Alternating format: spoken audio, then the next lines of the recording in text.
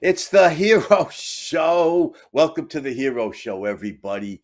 Starring the irrepressible Andrew Bernstein and the revolutionary Robert Begley. Ooh. I am Andrew Bernstein, and you are indubitably Robert Begley. How you doing today, Robert? I am fabulous, Andy. Boy, talk about revolutionary. Every couple of months, we'll have an episode where we say, if this person didn't do what he did, we wouldn't be here today. And I think those famous 7 words that became the voice of the American Revolution is our subject today. Give me liberty or give me death. Right? That So, is yeah, right. the great orator and spokesman of the American Revolution, Patrick Henry, Mhm. whose dates were 1763 to 1799. So unfortunately, he didn't live. 36. Oh, yeah. What did 1736. Yes. I say? Yeah, it was 63.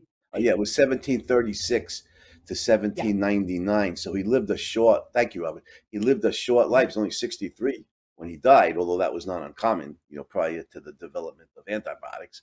But Yes. you're right. He contributed enormously to the American Revolution, didn't he? Yeah, he absolutely did. And because he was older and had a different background from the typical Virginian, in the sense that he wasn't well educated the way many of them were. He didn't even really like books. When he was a kid, he liked playing in the outdoor, shooting guns and trapping animals and playing the violin. Those were like some of his loves.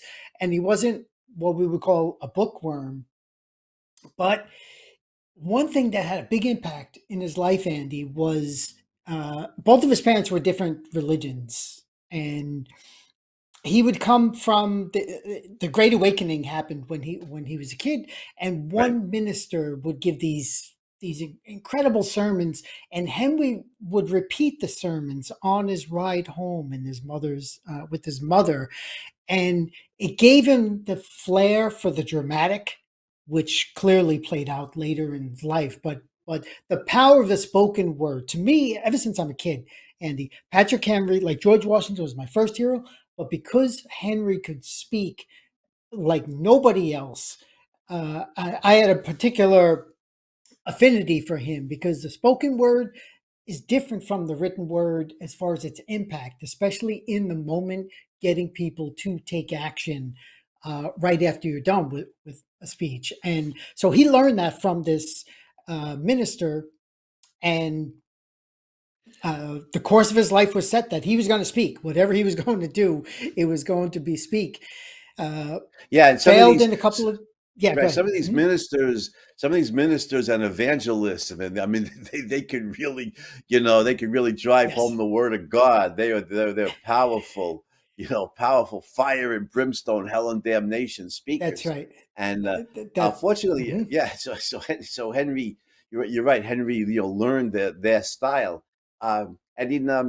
We covered Joseph Ellis's book, The Quartet, when we were discussing the U.S. Constitution, and Henry wasn't part of the quartet, of Madison, Hamilton, Jay, and Washington, who were foremost in setting up the U.S. the Constitution. In fact, Henry opposed it, right? But when Joseph Ellis was a great writer in the quartet, when he's discussing the Virginia ratification debate with Madison and Patrick Henry as the main spokesman. He described Patrick Henry as a force of nature on his feet. Ellis said, speaking, extemporaneously on his feet, Henry was like a force of nature. And really, I think all the evidence we have about Henry supports that conclusion. Henry was one of the greatest orators in American history. Yeah, in my opinion, hands down, number one, not even one of. If we look at, like we covered some in the Hero Show, I think in the 20th century, Churchill and Martin Luther King are like two of the most powerful speakers. 19th century, Abraham Lincoln, we talked about certainly his Gettysburg Address, and Frederick Douglass was a fabulous orator. And in the 18th century, I think Hamilton was fabulous. I think Adams was fabulous, and some Brits, some people in United Kingdom were fabulous, but I think Henry just is head and shoulders above all of them. And again, this came from him seeing what preachers can do. I think. Rob, do you remember yeah. Jimmy Swaggart, the TV evangelist? Yes. Yeah, I have sinned. Right? Yeah. And he was cousin to Jerry Lee Lewis, as I recall, and they showed that in the film Great Balls of Fire with Dennis Quaid. But I don't remember that. Okay, yeah. I think that's accurate. That's like from 30 years ago. I think, but anyway, Jimmy Swaggart, he fell as a sinner, but he was a dynamic speaker. He'd get out in the audience waving the Bible around. Brothers, sisters, have you found Jesus? And he was, he's a dynamic speaker, and so some of these evangelists are, and so Patrick Henry learned their style.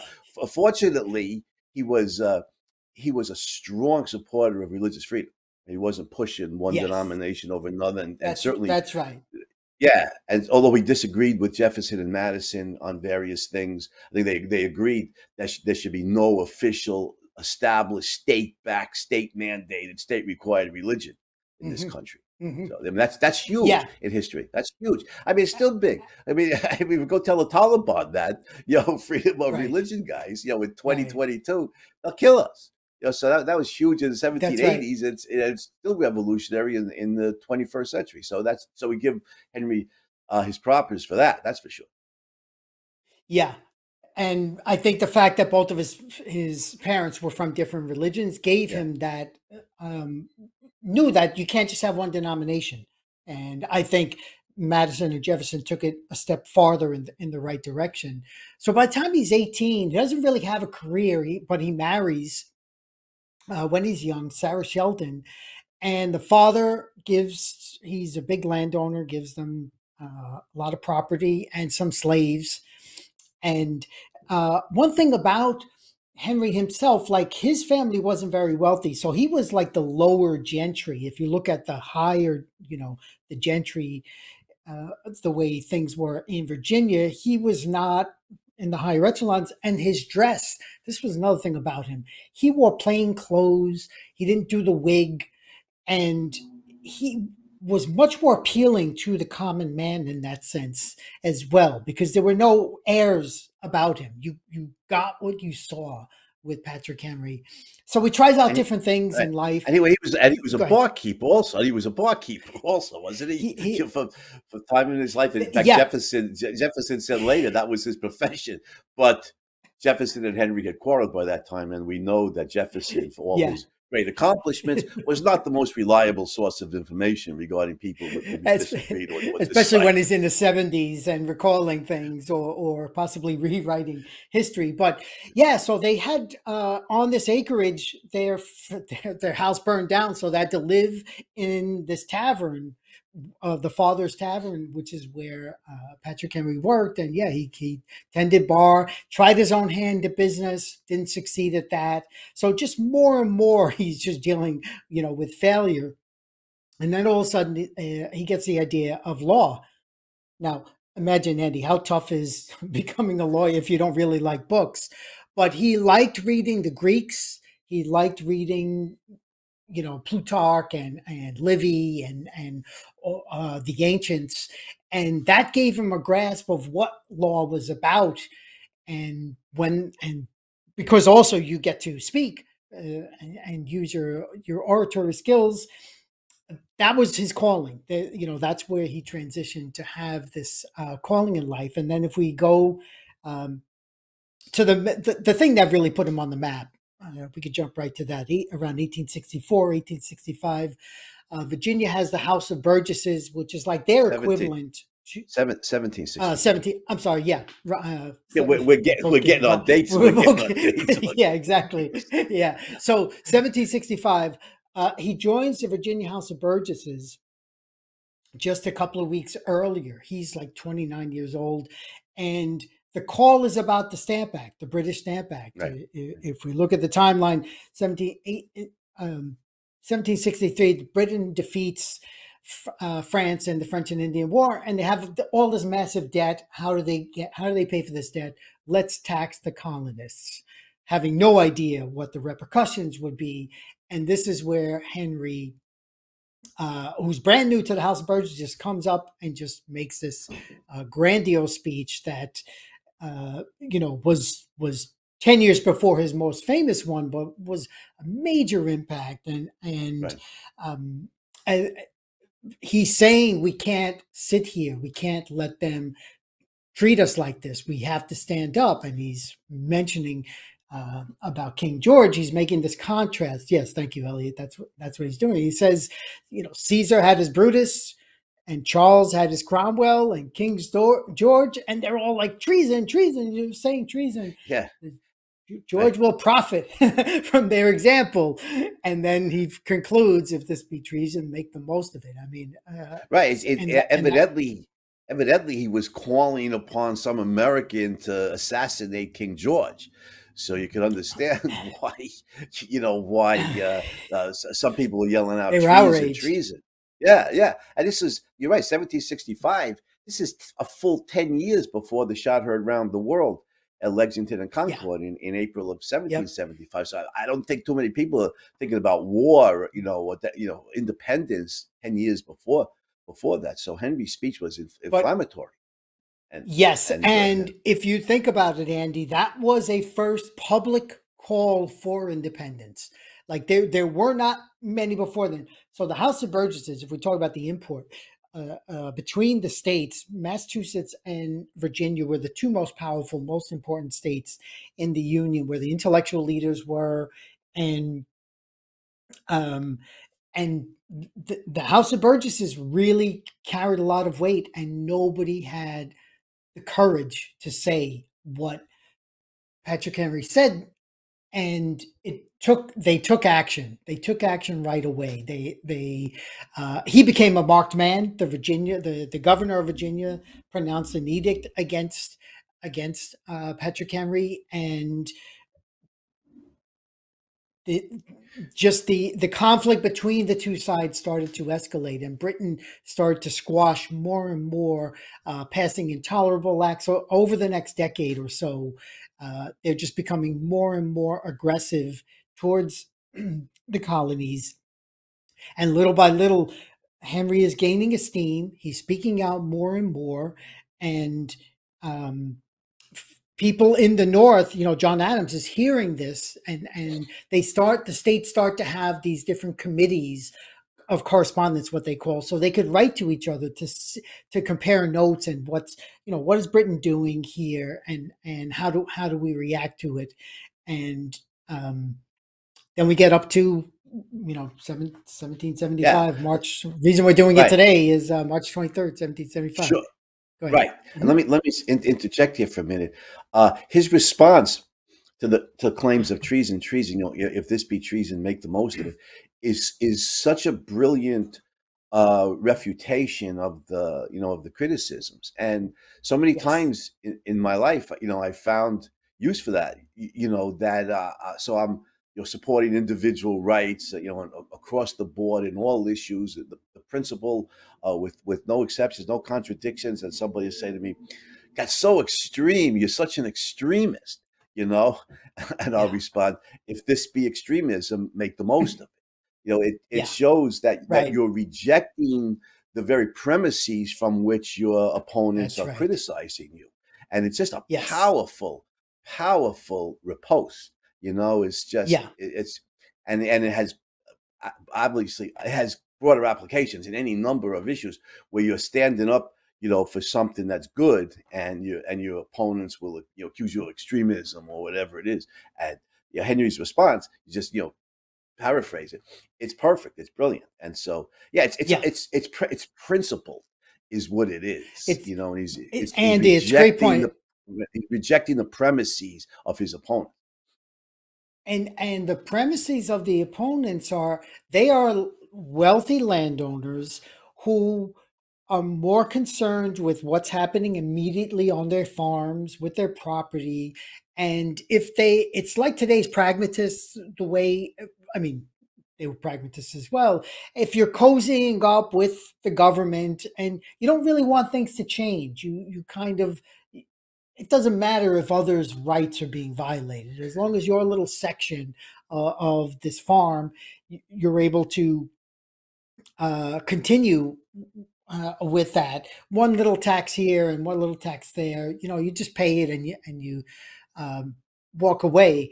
But Henry was different. He saw the consequences. That was the other thing. He saw ahead that you give a little bit here, here, here, and then all of a sudden, you know, you have no more freedom, and you're the equivalent of a slave, which clearly became the theme for his next talk. So we Yeah, could, the one that he's so famous for.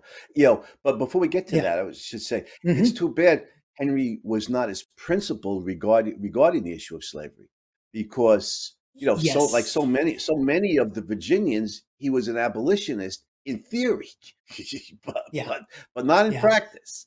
He no, didn't put it into practice. In fact, he references slavery, of course, in the famous speech, the immortal yeah, speech, that you're about to get to. yes, yeah, and you know, again, we have to look at the context. We can't defend this. We can't defend anyone because throughout all of history, as long as slavery has existed, there have been opponents of slavery, and whether their voices were squashed or they gave bad arguments against slavery, uh, that's where they were in Patrick Henry's era. That's what Virginia was. It was not really.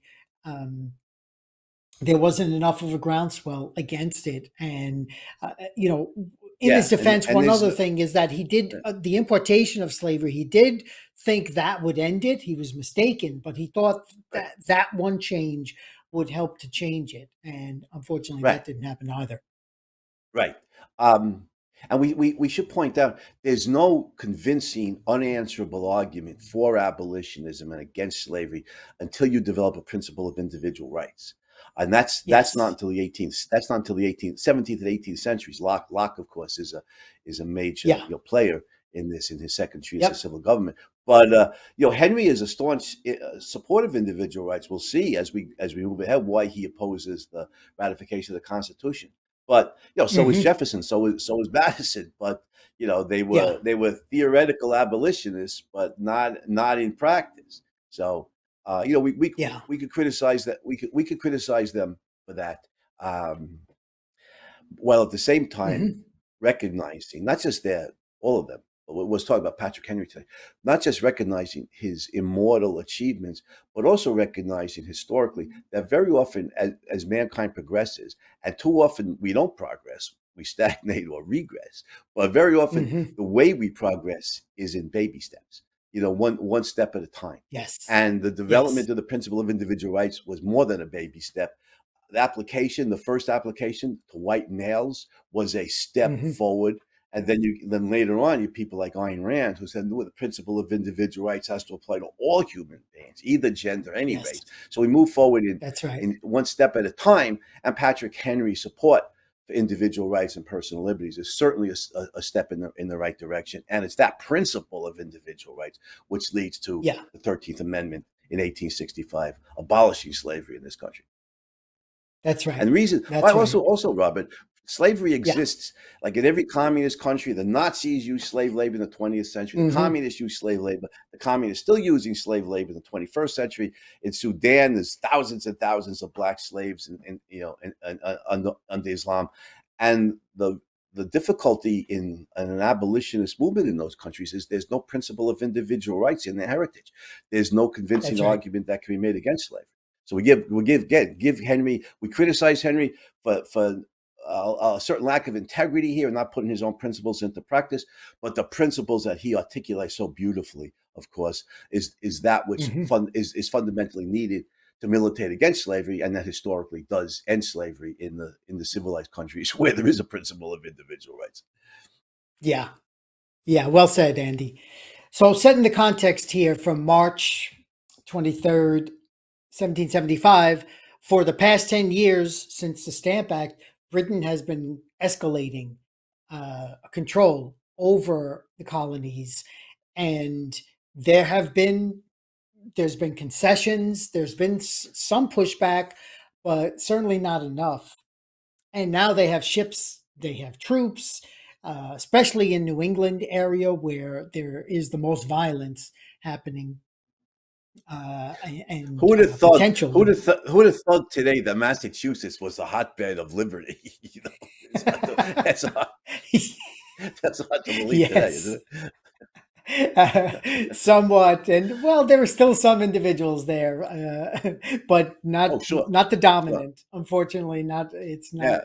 not the dominant. I think we could thank universities for that. It's such a college town. Yeah, well, So, they do have a great. Well, but Robert, they do have a great American in the Senate, though. They have Pocahontas in the Senate, right? So, I mean, that's certainly. We need to do a Pocahontas, the real one, hero show on her. I mean, her story. Yeah, we'll do a hero show on Pocahontas, not on Elizabeth Warren. We could do a villain show on Elizabeth Warren. Right? But yeah, but on Pocahontas herself, yes. Yeah. So basically, Virginia's wondering, should they pick up arms in this fight, or should they just say, no, that's New England's problem. Britain's over there. And Henry says, he comes in knowing we need to fight. We need to be ready to fight. And his theme is freedom versus slavery. That's the theme of his talk. And as a speech, you know, if we look at the structure of a speech, and it wasn't written, like there were interpretations handed down afterwards. So I don't think these were the words that exactly. I mean, I'm sure the ending was, but one of the things, like we talked about with Socrates a couple of sessions ago, where it's hard if you're just taking the verbiage of someone and then you transpose that to writing, kind of the way Plato did, things could get lost in the interpretation. Anyway, so especially when it's years later, especially when the transcription is years later, and you're doing it from memory or from the memory of some second or third party. That's right. That's right. And if there's an extemporaneous part about Henry's delivery style, and you know, he's not reading notes. That's kind of part of the thing. He knows some points he's going to make. He knows he's going to start. You know, one thing I love about this talk is he uses Aristotle's rhetoric. Aristotle writes about persuasion. And it's funny because you mentioned the Jimmy Swaggart. In Aristotle's time, there were those incredibly, you know, flamboyant speakers who could sucker people in to doing what they want, you know, the way the evangelists like Jimmy Swaggart can do. And they're effective at that. And Aristotle was against that. And he came up with ethos, pathos, and logos, these three principles in his rhetoric. And Patrick Henry follows that. So he starts off, no man thinks as highly as I do. You know, he's not trashing his opponents like right from the beginning. He tries to get some buy-in. Then he goes into logos with, you know, but different men see the same thing with different sets of eyes. And then the pathos is, he says, for my part, there's nothing less. Than freedom or slavery. And that's kind of his point here, is like freedom or slavery is the whole theme. And another thing about him is his delivery style. He would always start off kind of calm, and then it would brew. You know, he knew his audience. He was a dramatist. You know, he did what I call, he delivered an experience. He didn't give a lecture. He delivered an experience. And this is why, you know, it's so memorable centuries later. And the call to action, you know, is to take up arms against the British, and frankly to defend ourselves. So I don't have to say much of the actual words, you know. Well, just some of the. Do you have it in front of you? You know, is peace so dear? I don't remember. Gentlemen may, peace so dear at the price of chains, and I know the end. Gentlemen may cry peace, peace, but there is no peace. And you know, as for my part, give me liberty or give me death. And he had a what I have here is a letter opener. And when he said, "Give me liberty," he acted like he had chains, like a slave, or "Give me death," and he plunged the letter opener into his heart and fell to the floor in like stunned silence afterwards. That's quite a performance. That's what I mean. It's like, is anyone going to forget this? And one young soldier, Edward Carrington, said, "Let me be buried on this spot." And I went there. I've gone to the church, St. John's Church in Richmond. I've gone there several times, and I always go to the grave because this young man who's a child of the Revolution is so moved by Patrick Henry's performance. And two arms, they're saying, after they start talking, it's like, yes, he succeeded because Virginia did start to build up their militia. And of course, a month later, Right. as you alluded to, shot her around the world, Lexington and Concord, April 19th, 1775. And the Right. revolution is Right. off. You know what, Robert? I'm gonna go get my Yeah. phone and read some of this. Is this we should read? Yeah. So keep talking for a minute. I'll be right back. Yeah, sure thing. So what I could say is there are different speaking devices that he uses. He uses allusions. He uses, as I said, the call to action. He's got an opening where he just gets buy-in from the audience and talks about what they have in common, and then starts with how he is different, and then moves on to the actual his case, which is to pick up arms and to fight. And he makes the clear distinction, what they call antithesis. There's a clear divide between one side and the other, what he calls freedom or slavery. And with that, he finishes with liberty or death. So it's like either or. We're in Aristotle's world where you really don't have this middle ground choice for you pragmatists who think you're in this self-congratulatory mode where that's we're okay as things are. But no, Henry's like, no, he's putting it in their face that they need to get out of their doldrums and take action because the war is upon us. That's another thing. He's like, what has happened for the last 10 years? Go ahead, Andy. You got it. Like from Tolkien, right? War is upon us. Yes, Aragorn right. tells Yoden, Yep. King of Rohan. Mm-hmm. But his speech is so immortal, and not just his wording, but the thoughts that he's giving voice to. That we should read the ending. So Henry said, "If we were base enough to desire it, it is now too late to retire from the contest. There is no retreat but in submission and slavery. Our chains are forged. Their clanking may be heard on the plains of Boston. The war is inevitable, and let it come. I repeat it, sir, let it come. It is in vain, sir, to extenuate the matter. Gentlemen may cry, peace, peace, but there is no peace. The war is actually begun. The next gale that sweeps from the north will bring to our ears the clash of resounding arms. Our brethren are already in the field. Why stand we here idle? What is it that gentlemen wish? What would they have? Is life so dear or peace so sweet as to be purchased at the price of chains and slavery? Forbid it, Almighty God. I know not what course others may take, but as for me, give me liberty or give me death." Wow. That's all I can say. Yeah.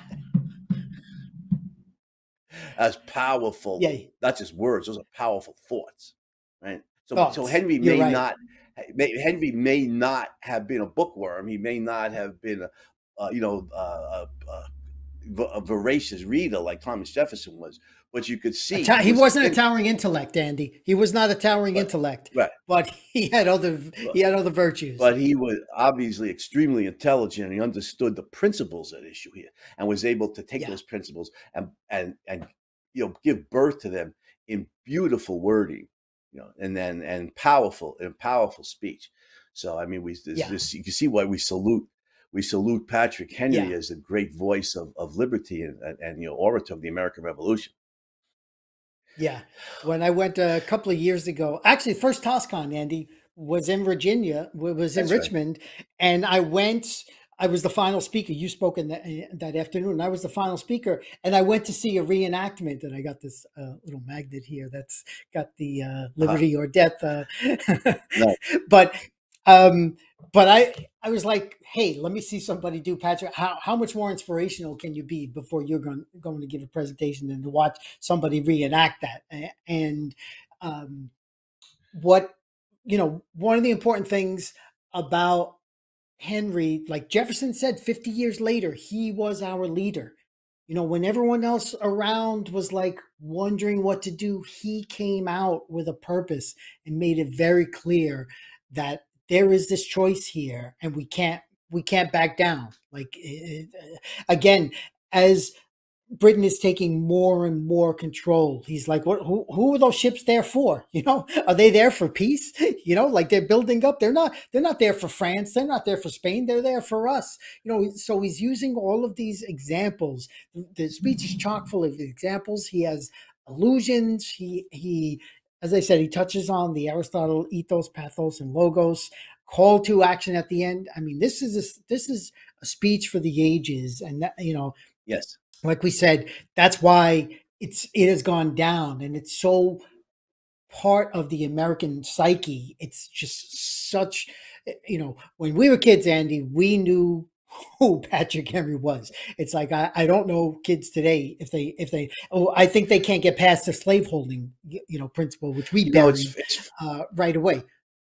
It's interesting that you bring up that example because just 2 years ago, in 2020, right before the pandemic shut down the schools and we went to online teaching, I'm in class, and I like to use historical examples to illustrate philosophic points. So I figured, I foolishly figured that, that these kids would know, who the American founders were. 20 students, exactly 20 students in the class, all of them born, reared, educated in the United States.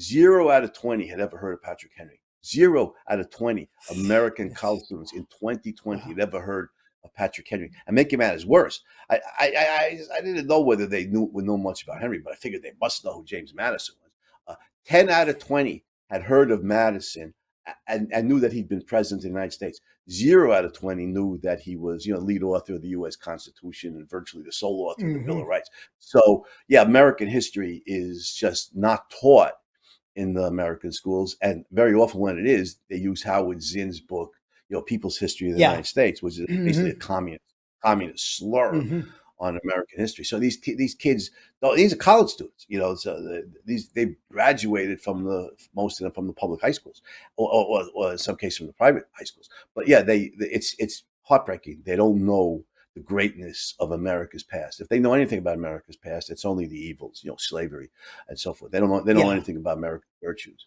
So Patrick Henry is Patrick Henry. When we were kids, we learned who Patrick Henry was. We learned his immortal speech here. But if the present trend continues, 50 years from now, Patrick Henry may be completely forgotten. Nobody even know who he was, and he won't be in the American history books anymore. It's very, very, very sad. It is sad, and to show a contrast that there is some good work, even on PBS. PBS had this program maybe 10, 15 years ago called Liberty's Kids, which I highly recommend it. And they have Patrick. I think Patrick Henry might be the first episode of like 20 or 30 different, 20-minute episodes where they go through history as we learned it. And they have all these actors. Michael Douglas is the one who does the voice for Give Me Liberty or Give Me Death. And it's actually well done. So that's one reference there. I also want to go back personally, Andy, to 1992, Colonial Williamsburg. I think it was called Conceptual Conferences. Were you at that? Yeah. Yes, I lectured at that conference. Yeah, it was Williamsburg in '92. John Ridpath. That was that was when John Ridpath's talk on. I mean, that was one of the most gripping speeches I'd ever experienced in my life, and he did Patrick Henry justice. He did it was more broadly the Virginians, but specifically Patrick Henry. And you know how emotional Ridpath could get. He could get teary-eyed, and you'd be teary-eyed, and similarly, it was like, wow, we're in the area. Now, why was it in Richmond? Just coming back to the historical context, Williamsburg was the first capital, but it was too close to the ocean, where the British Navy was all over. So they had to move, like I think 25, 30 miles east inland, which is why Richmond is now the capital. And when Virginia became a state, no longer a colony, Patrick Henry was the first governor. How's this for a concept? They had 1-year terms for governors. Yeah, that's a good idea. That's a good idea. Somebody point out, if they're moving inland, they'd be moving west, wouldn't they? Yes. Moving west. Yeah, that's right. Going west. Yeah, thanks for that geography. Yeah, there. well, go west, young man. Horace Greeley was famous for saying later. Yeah, go west, young man. Predated him a little bit. Yeah, so the Revolutionary War is happening. Virginia's a part of it. Henry has some actions. He actually takes up arms himself. He's fighting in the military. Right. So we talk. Okay, the contradiction or the compartmentalization, whatever term you want to use for separating the whole slavery issue, still it was a matter of fighting first for my freedom, and then hopefully down the road we'll deal with the freedom of everybody else. But as you said, Andy, you have to start somewhere, and before the latter quarter of the 18th century, liberty was not. It was not something. As a principled way of life, it didn't exist until the founders, and here's where Henry was part of it. Of course, Jefferson's Declaration the following year, and as the war goes on, America wins the war, and Henry he's not a powerful voice. By the way, his wife, his first wife, he has 6 kids with one wife. Then she dies. She sadly has mental issues and then dies. And then he remarries. He's 41, marries a 22-year-old, and they have 11 kids together. So he was the father of 17 children. Imagine starting 11 kids at age 41, Andy. Robert, I'm just thinking, I pity being his wife. Yeah. But she's pregnant, so much of the time. The whole, but anyhow, yeah. But maybe, some people want a lot of children. Hopefully she was one of them. She had 11 biological children. I just want to say something here, something of an aside, but related here. I don't know, about 5 years ago or so, I published an essay in the Objective Standard titled "Black Slaves Who Could Have Been American Founders," and it's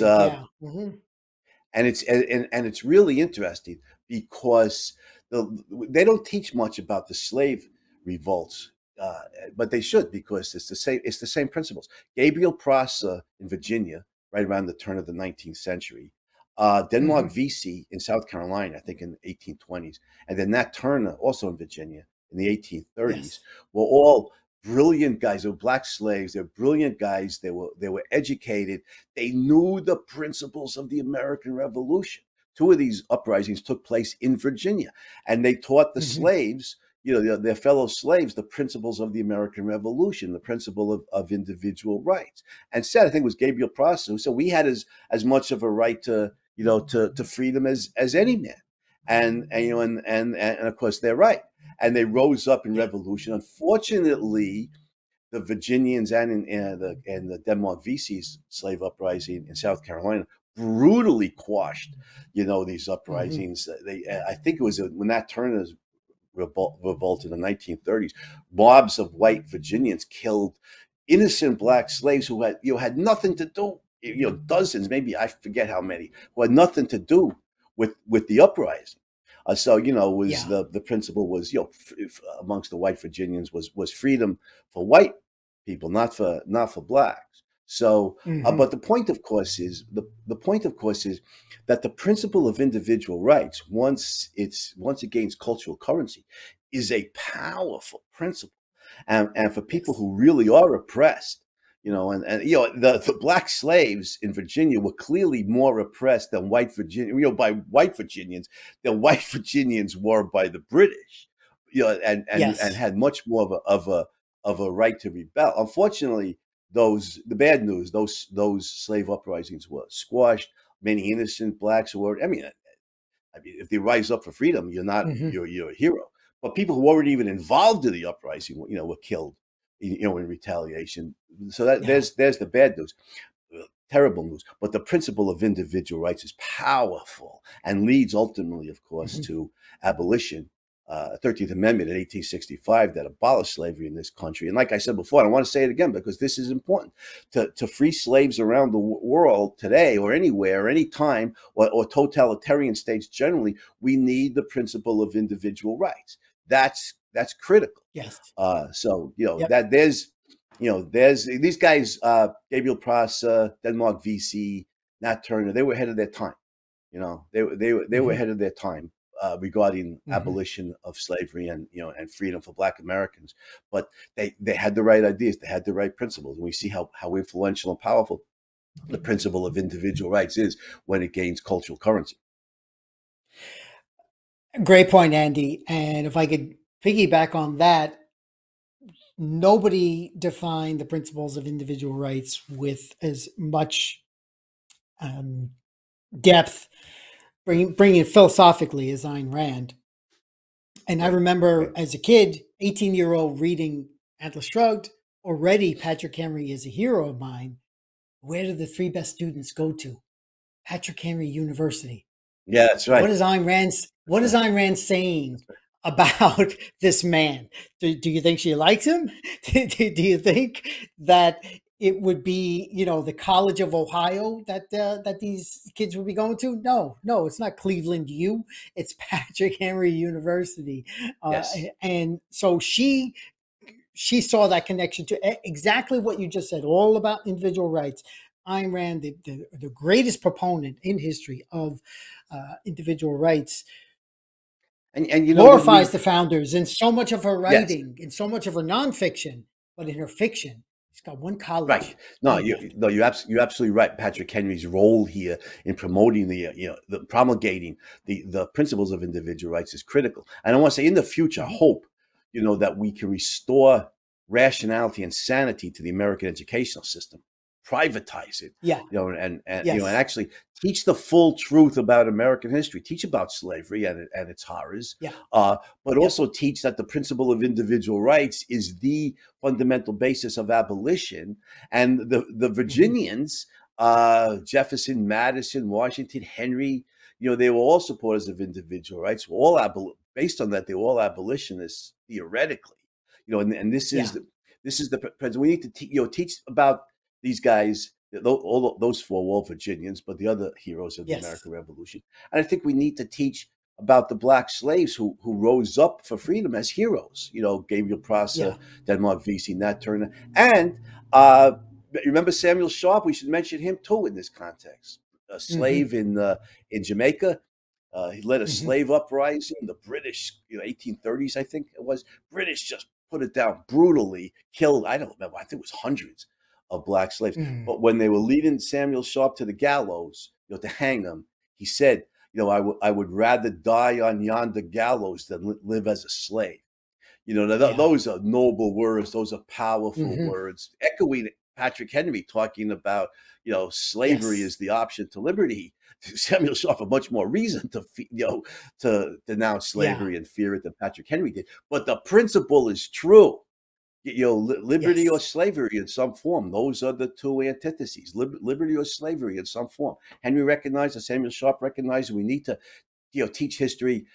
He was in Jamaica, but still, we need to teach it because individual rights is the essence of America. Like Ayn Rand says, it's what makes everything that's special and great about America is the principle of individual rights. And some of these black slaves, including Samuel Sharp in Jamaica, these guys were real heroes and supporters of individual rights and Hmm. abolitionists, warriors against slavery, warriors for liberty. We need to glorify these guys. These guys are heroes, whether they're white or black.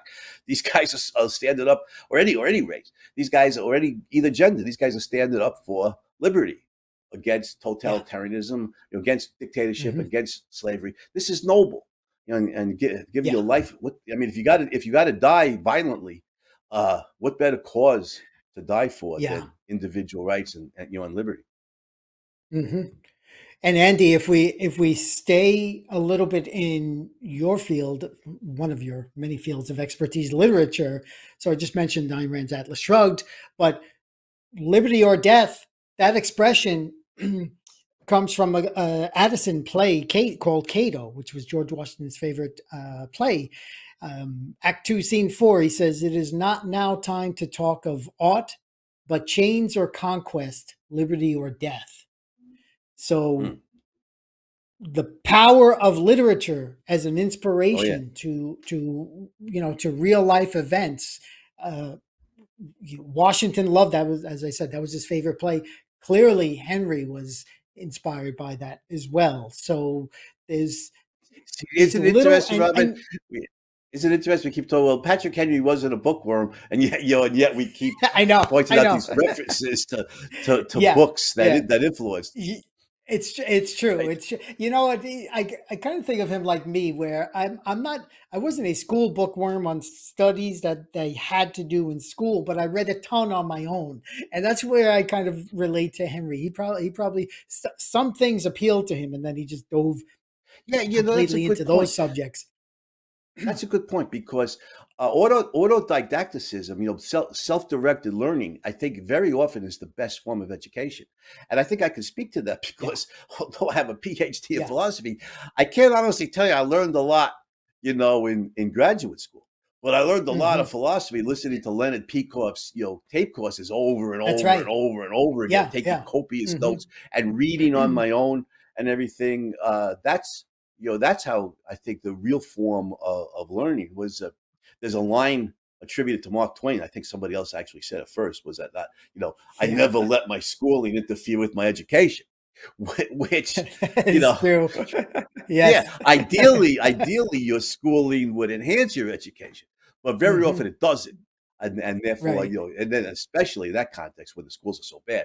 Autodidacticism, and self-directed learning is the best form of an education, and we all need to remember. I think Patrick Henry knew this, that we and certainly Jefferson certainly did. I think Patrick Henry did too. We don't stop learning until the day we die. We're reading, we're thinking, we're talking to intelligent people, we're reading, we're thinking, and did I mention we're thinking? This is the way we well, he's got, if you look at the words, he's got the lamp of it. I'm sorry, Andy. He's got the lamp of experience, guided by the lamp of experience. He talks about reason. It's interesting because one book I read many years ago about Henry was, they called him a man of emotion during the age of reason, which kind of sounds like the two shouldn't jive, but they do jive. And he's like, because you still do need emotion and you do need passion, but guided by reason. And so he never gave up that aspect of living in reason and enlightenment era. He was a man as well, whether or not he dressed with the powdered wigs and beautiful clothing or not. He's got the red cape, like that was kind of one of his things. Another more thing of drama. This one's black and white, but the other images of him, he's got this red cape, and he's like, these superheroes, Andy. That was like part of his whole mystique as well. It's like no wig, the glasses up in the up by his forehead, and he was a force of nature, as he was a force of nature. So that makes him like a superhero. But if you're standing up for liberty and individual rights against dictatorship, and you have the principles, and you're not emotional about this, then somebody better check your damn pulse, because you should be passionate about it. And that's one of the many great things about John Ridpath, who's sadly died a few years ago, but was a brilliant intellectual and integrated passion with his intellect, and which made him such a powerful speaker, like Patrick Henry himself. Yeah. So if we go to the Constitution, the next phase in Henry's impact, he opposed it. He definitely opposed it. Yes. We're now around 1787 Constitutional Convention. They invited him. He nixed it. Just didn't. His expression was, "I smell a rat." He just was fearful of overarching federal government. Thought it would become largely, sadly, what it has become, but insisted more than anyone else, insisted on the Bill of Rights. And Yes. Yes. Madison did what he was told effectively by Henry. Jefferson was across the Atlantic, in Europe, recommending a Bill of Rights, but Henry was standing there saying, "We must have this." And I know you're big on that, Andy. So I'll let you. Yeah. Oh, yeah. Jump in. Yeah. And I recommend Joseph Ellis's book, The Quartet, on this, and we discussed it already on the Hero Show. Ellis Ellis is Ellis, a great American historian, brilliant writer, and the Quartet is about the Quartet. Of course, was Hamilton, Madison, Jay, and Washington, and how they ushered in the Constitution. And there's a bunch of points he makes here, and Henry was standing up for what they called back then the spirit of 76. The spirit of 1776, where we're fighting against this centralized government that's far away from us, that has no awareness of our concerns, and maybe no caring about it. And so Henry was, and boy, somewhat prescient today, as you pointed out, what the U.S. government has become. But if the federal government is going to be in New York, let's say, or in D.C., wherever. Back then, this is the late 18th century. There's no telegraph, never mind telephones, internet, social media. It's difficult to communicate, from DC to. So, and the way Joseph Ellis puts it, the concern for Henry and others, the anti-ratifiers, was how would the federal government know about the concerns of farmers in Georgia, or if they were in New York or eventually DC, or whalers in Massachusetts, or hardy pioneers pushing through the Cumberland Pass, into Kentucky, or whatever. How would the federal government know what their concerns were? And would they care? Would they care about it? We just fought this bloody war to rid ourselves of one centralized government, which is far away from us. Do we want to institute a second? And the spirit of 76 was very individualistic. Government should be small and local. And Jefferson had that idea. Government should be local. You have a bunch of farmers in an area. They get together, in the county courthouse or whatever, and they discuss, debate. They pass laws, and so on, knowing what the concerns of the people in that area are, and caring, about those concerns, because they have to get elected, by the people in their area. So government should be small and localized. And Joseph Ellis gives such a brilliant, I could empathize with Patrick Henry today, especially today, like you said, that the government's going to become overarching, a centralized government is going to become overarching, powerful, and the violator of what it should, the chief violator of what it should protect, namely individual rights. But Ellis gives a great account of the Virginia ratification debate, where Madison and Henry are the two major players, and he quotes John Marshall. Who was the first Chief Justice of the U.S. He quotes second one, actually. John James first. I got corrected on this. I think John, but he was the second one, and he was a very long tenure. So, but go ahead, Andy. Okay. All right. Thank you for that. So he's famous. He's famous as the Chief Justice of SCOTUS. Yes. And Marshall was a Virginian, and he knew Madison and Henry personally, and he said. Marshall said that Henry was the most persuasive orator or speaker that he ever heard, but Madison was the most convincing. Yeah, and I think what he means is, like Ellis said, Henry is a force of nature on his feet, and he's tremendously impassioned, whereas Madison was like this geeky guy, this nerdy kind of professor who spoke in a whisper, kept notes in his hat, and he was not. Yeah. He was anything but a dynamic speaker. But Madison, as Ellis puts it, was always the most prepared man in the room. He had the facts, the figures, the data, the evidence, the logical argumentation. He appealed to intellect and intellect alone. There was nothing passionate about Madison's presentation. He appealed to intellect with facts, and evidence. And that's what made him the most convincing. And was able to win the day in the Virginia ratification debate by a very narrow margin, as I recall. But Henry wanted a Bill of Rights, and you're right. Jefferson was Minister to France. and he's writing his bloody Yes. Madison. He's writing his Yes. bloody Madison, as Ellis recounts. We need a Bill of Rights. We need a Bill of Rights. We need a Bill of Rights. And did I mention we need a Bill of Rights? And Madison keeps his word. He promised that there would be a Bill of Rights. He didn't think it was necessary. He thought, the U.S. Constitution and the state constitutions already guaranteed, individual rights to U.S. citizens. Madison didn't think it was necessary, but he promised, to get the support of the anti-ratifiers, and he was elected to Congress, right? House of Representatives. Henry's influence kept him out of the U.S. Senate, right? Yes, but that's right. But he was elected to the House, and the first Congress, 1790. They passed. Madison wrote out the Bill of Rights. It was passed. These amendments to the U.S. Constitution. It was passed. It was passed by the U.S. Congress, and and thank God for that. And Henry said in so many words, individual rights. He used the term individual rights. The government, he feared the government becoming a violator of individual rights and needed the Bill of Rights to forestall that. And so, again, even though Henry ended up on the wrong side of that debate, Robert, he was right. He was absolutely right about his reasons for fearing a federal government. Yeah.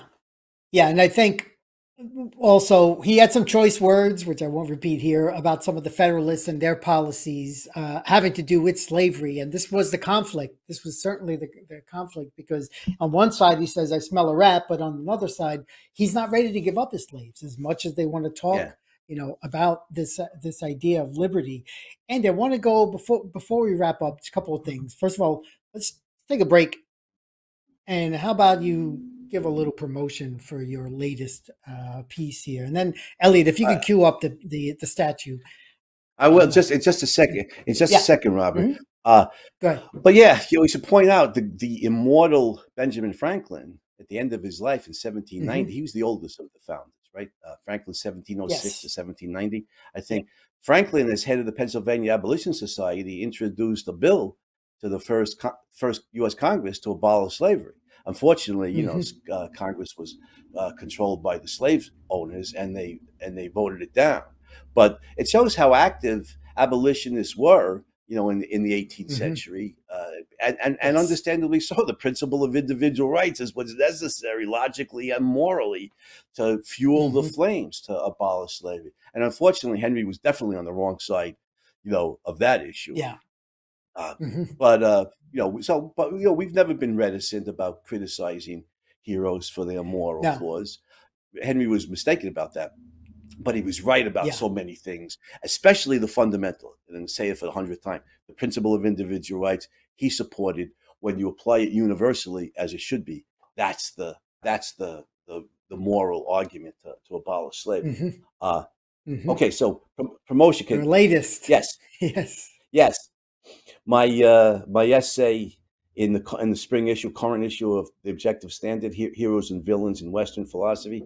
The title is Western Philosophy. It's just too big to get on the cover, but that's the title, and it goes through the entire history of philosophy from Thales to Ayn Rand, 12,000 words, themed around the struggle to understand and validate the principle and the method of objectivity. So our good friend Craig Biddle described it as a masterpiece. So thank you for that. I always struggled to get this. Thank you, Andy. Thank you, John, also, and the editing team that we have here. Yes, thanks to John Hersey for his editing. So that's and TOS in general is a brilliant publication. So strongly recommend it. Yeah. So here we have in Richmond. This is, I think, the Capitol building that has a bunch of statues with the Virginians. George Washington is on top, and this is one of my favorite of Patrick Henry because he's in motion. He's not static. He's ready to do something dramatic, and I just think it's a great work of art. And one last thing I want to talk about. Who's the sculptor? Who's the sculptor there? Yeah. That is powerful. That's powerful. Yeah. That's a powerful work. I'll look that up. It is. Yeah. And there's some good sculptures of him, but this one, even though there are several other great Virginians, this one is my favorite of him. There's a powerful painting also. There's a painting of him giving his immortal "Give me liberty or give me death" speech, is it? But I forget who Yeah. the painter. I forget Yeah. who the painter was. There's a It's, great painting of that. it's, hmm hmm So one thing, so we have liberty or death, and I just want to address the middle ground between the two that seems to be popular today, which is security. It's almost like people want security, uh, whether it is, which is of course provided by the government, and of course attributed to Benjamin Franklin. Those who want security uh, over instead of liberty will have neither. And Right. just wanted to ask you to talk about this. Where does that fit in your mind? I think I know where Patrick Henry would put that in there, but just wanted to Well, ask we your need. thoughts on that. Yeah. Well. Thank you. Well, we need a definition for security. If security means the Yes, government's going to protect individual rights, secure our liberties, then it's a that we good need thing. it.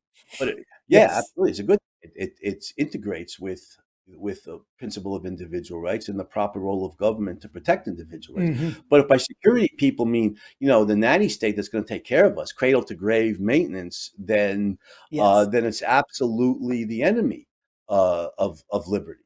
I mean, first of Hmm. all, to implement And it the is a massive form of wealth. slavery, in effect. Yeah, yeah, it is because first of all, to implement it, the government's gonna have to tax the bleep out of the citizens, Hmm. take their money by Hmm. force, or worse, you have to inflate the money supply, expand the money Yeah. supply to Hmm. generate the money to hand out in social welfare payments, and we know what that does. The endlessly rising prices. You have more money in circulation, like to bid get for a Hmm. relatively stable amount of goods, prices necessarily rise and eats up people's savings. People Yeah. conscientious people who've been saving for years. 20 years later, the value of the dollar is much less. So, for that's Hmm. one, main point against the welfare state. But deeper than that, if the nanny state's going to take care of us, then the nanny state has a certain provision that it expects from us, and it's one word with an O, and that's obedience. Yeah. It's like a Yes. nanny Hmm. is like a stand-in for mom and dad, Hmm. literally. And the nanny Yeah. has, loco parentis. She, usually a woman, could be a man, I suppose, uh, takes care of the child and tells the child what to do. Well, that's good with a child, when adults supervise the child, but that's not the proper role of government with adults, taking care of us Yeah. and telling us what to do. And that Yep. security in that form, the cradle to grave maintenance, nanny state, is the exact antithesis of liberty and individual rights, and has to be fought to the death. It has to be jettisoned and dispensed with and just eliminated altogether. Thank you. Which is again ending with Patrick Henry and his most famous adage of that choice. Clearly, he is for liberty and not this kind of security, the latter of what you just described. So, just finishing out his biography, 1799, same year as George Washington. He died earlier in the year, I think June. Um, his last few years, his health was failing, and but his impact remained. And after he died, and as I said, Jefferson, 50 years later, would still be writing about the first time he saw Henry get up and address an audience. The blood, they would say the blood ran cold and the hair stands up on your back. Like these descriptions of this force of nature is that's the Right, enduring legacy of a right. Patrick Henry. Absolutely. And just to tie it back to the security of the nanny state, for a second, Hmm. the government spending all its money on taking care of us, then the government's going to have certain criteria. You gotta that we have to abide by. You have to get the vaccine. Yeah. You can't drink Yep. alcohol. You can't use Yeah. certain drugs. You can't own a Hmm. gun. You can't do Hmm. this. You can't do that. You can't speak out anymore against Right. against Hmm. these welfare state socialist principles, or you'll be canceled. So it's the exact antithesis of uh, Yeah. of liberty and individual rights. And you're right, Rob. We channel Patrick Henry. We can bring him back today and see what's going on. I think he would say, "There's no way to know for sure." but I think he would say the American government today, and we could say it, in his name, the American government, and speculating what he would say, the American government today is vastly more dictatorial than the British monarchy was to the American colonists in 1770s and 1780s. Yes. And Patrick Henry stand up and say, "Give me liberty," or "Give me death." These are resounding words and timely. They're timely today because they're timeless. These are timeless principles. Exactly. Against dictatorship in any form. So I think we should salute the great man, Robert. Whatever his flaws, he is a towering hero of American history and a supporter of liberty. So thank you, and world Patrick history. Henry. Yes. That right. The principles of individual rights and limited government are for everybody, universal, all over the world. It's the proper political principles of human nature, for a rational being to conduct his life, which brings us back to Ayn Rand, who explained all of that. So, but I want to wish you, Robert, and everybody out there in Hero Land to have a more heroic day. Let us strive to lead more heroic lives. And we will be back next week. We got a good one for next week too. I don't want to give it away. Yes, we do. Yeah, we have a good one for next week. So we'll see you next week on the Hero Show. Have a heroic day, everybody.